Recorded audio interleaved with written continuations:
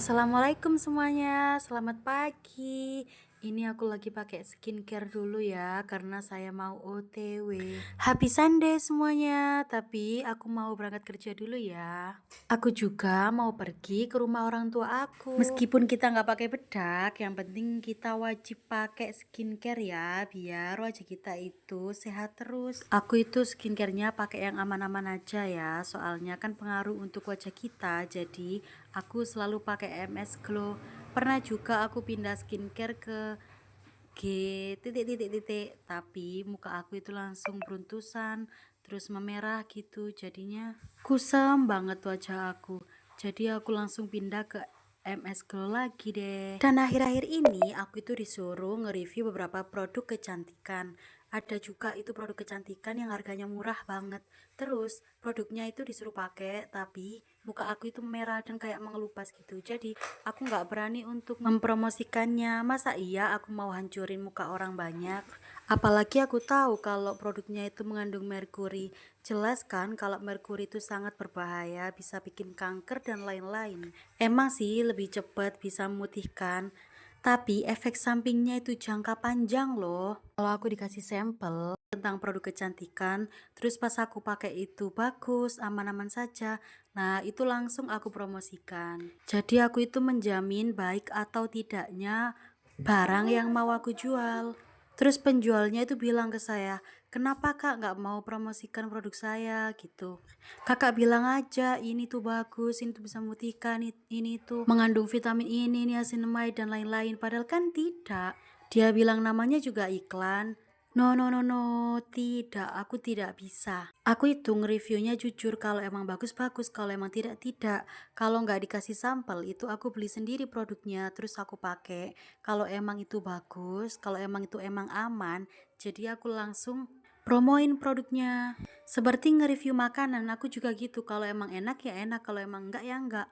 Aku emang orangnya itu apa adanya, jadi jangan sakit hati ya kalau aku ngomongnya ceplos-ceplos. Alright, ini aku mau berangkat dulu. Sebenarnya hari ini tuh padat banget ya. Itu ada kerjaan, juga mau ngirim ponakan aku juga pengen banget pergi ke Tosari, tapi ini aku ambil yang penting-penting saja. Karena kebersamaan bersama sama keluarga itu jarang, jadi ini aku mau ke rumah orang tua aku karena adik aku yang kerja di Mojokerto itu datang.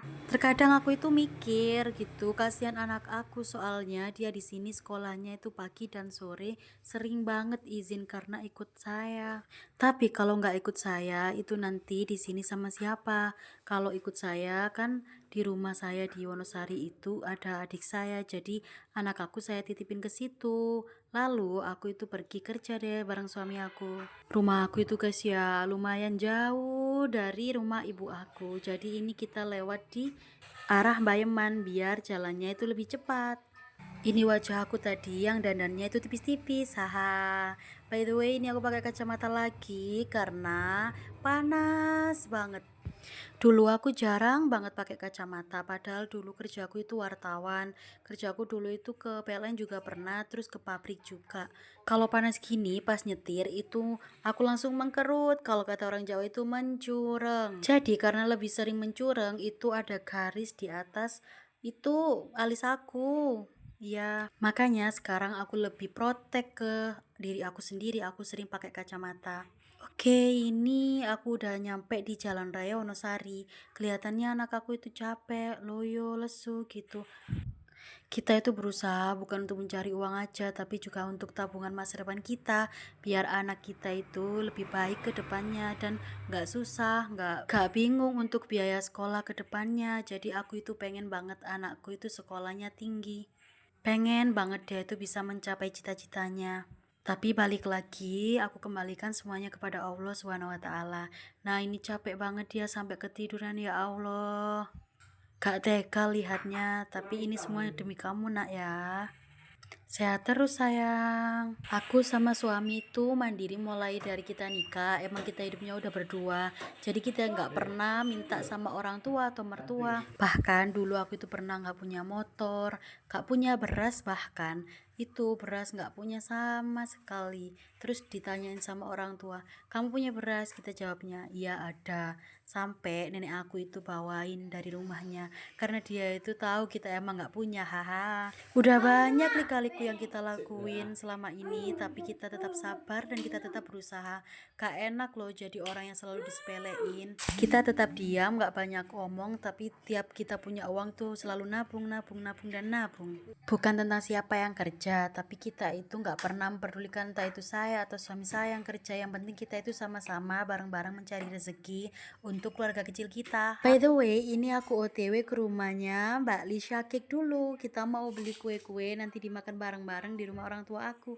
Nah, ini Mbak Lisa Cake barusan ada di samping. Mbak Vita lagi kerja bakti kayaknya. Oke, kita belok. Ya, udah sampai. Kue-kue di sini tuh guys ya, harganya murah-murah tapi enak banget. Anak aku kalau diajak ke sini tuh seneng banget, dia pasti belinya itu pizza karena pizzanya itu enak, empuk, nggak kayak di Pizza Hut itu. Kalau Pizza Hut itu anak aku nggak suka soalnya agak keras. Terus ini aku biasanya itu belinya itu warna-warni macem-macem, beli yang ini, jadi tahu rasanya semua. Beneran banyak yang beli ke sini. Resellernya juga banyak banget, bahkan teman-teman aku hampir semua itu jadi resellernya. Selain dia jual kue kayak gini, dia juga jual kue tar. Kue tarnya itu nomor satu paling enak, terus motifnya itu macem-macem, bagus-bagus. Yang paling aku suka saat kesini itu karena penjualnya ramah banget. Mbak Lisha Cake atau Mbak Vita sama Mbak Lika itu orangnya tuh cantik-cantik, ramah-ramah loh. Nah, ini jajanannya. Maaf ya, rumah aku ini belum disapu karena adik aku itu datang langsung buat bengkel di ruang tamu, guys. Ini review dari anak aku yang makan pizza tuh. Pizzanya tuh lembut, enak. Tuh kan habis satu box dia ngabisin sendiri ya. Asli dia ngabisin sendiri ini pizzanya, baru datang langsung dimakan. Padahal dia barusan makan loh. Ini adik aku yang kerjanya di Mojokerto, padahal semalam itu datangnya itu jam 3, tapi langsung dia benerin motornya. Lihat kan gimana bahagianya Bizar saat ketemu pizza. Ini pizza yang toppingnya coklat, tadi itu pizza yang toppingnya sosis sama saus. Menurutku sih jajanan di sini semuanya nggak ada yang gagal, semuanya enak. Ini ibu aku incip ini, incip itu. Padahal ibu aku ini mau pergi ke warung loh, tapi dia itu mau makan makanannya ini karena kelihatannya itu enak-enak banget, tapi bukan kelihatannya aja ya. Emang aslinya itu enak banget. Lanjut, anak aku buka yang brownies. Jadi ini bukan dimakan bareng-bareng ya, anak aku aja udah makan banyak banget. Browniesnya ini 3 varian, ada yang pandan, ada yang coklat, ada yang kayak red velvet gitu. Tuh dia mulai makan lagi. Sampai belepotan tuh pipinya. Dari mukanya aja dia kelihatan enak gitu. Tuh makanya sampai lahap banget. Seperti yang tadi aku bilang, aku itu orangnya jujur. Kalau enak ya enak, kalau nggak enak ya nggak enak. Kalau ini menurut aku ya emang enak. Rekomen banget untuk dimakan semua kalangan dan harganya juga sangat irit di kantong. Oh ya, ini aku lanjut makan karena sebelum kerja kita itu harus makan yang banyak dulu agar pikiran kita itu bisa tenang, kita nggak lapar. Kalau lapar nanti kita perutnya itu panas, terus kita kerjanya nggak tenang. Makan di rumah makan, kenapa nggak makan di restoran, depot dan lain-lain? Kan kamu punya uang. Tapi guys ya, ini aku nggak bisa makan kalau sendirian. Mungkin lebih ke trauma sih. Aku itu kalau makan sendirian sering nangis karena ngerasa itu saya itu nggak punya siapa-siapa gitu. Tapi kalau makan rame-rame itu aku tuh bahagia banget, jadi nafsu makan tuh lahap. Dan lagi kita makan 200.000, kita makan 20.000, kita makan banyak, makan sedikit, kita pakai baju bagus, kita pakai baju biasa, itu sama saja. Yang intinya kita itu harus hidup dengan sesuai kemampuan kita. Sedikit cerita ya guys ya, kenapa aku nggak bisa makan sendirian. Karena dulu keluarga aku itu lengkap, ada ayah, ibu, kedua adik aku. Tiap hari itu makannya selalu bareng-bareng. Pagi kalau mau berangkat sekolah itu kita makan dulu bareng-bareng, terus ayah berangkat kerja sambil nganter aku sekolah. Pulang sekolah kita itu makan lagi bareng-bareng sama ibu juga. Kalau malam ayah itu selalu ngasih oleh-oleh buat kita dan kita makan bareng-bareng lagi, dan itu tiap hari selama 12 tahun guys. Kan lama banget itu kayak gitu tiap hari. Apalagi pas hujan, kita itu biasanya kumpul di ruang tamu, terus kita makan bareng-bareng sambil hujan, sambil cerita-cerita. Ada juga kakek nenek aku. Dan setelah itu ibu aku kerja ke luar negeri, ayah aku meninggal dunia, kakek aku udah meninggal. Terus aku bangun rumah di Ngepreng Wonosari, dan di situ aku makannya tiap hari itu sendirian. Aku nggak bisa masak, jadi masakan aku itu nggak pernah bisa dimakan. Bayangin aja, mie aja gue goreng. Uh, Masya Allah, segitunya ya. Jadi tiap hari itu aku makannya itu beli. Kalau nggak beli, aku ke rumah bude aku.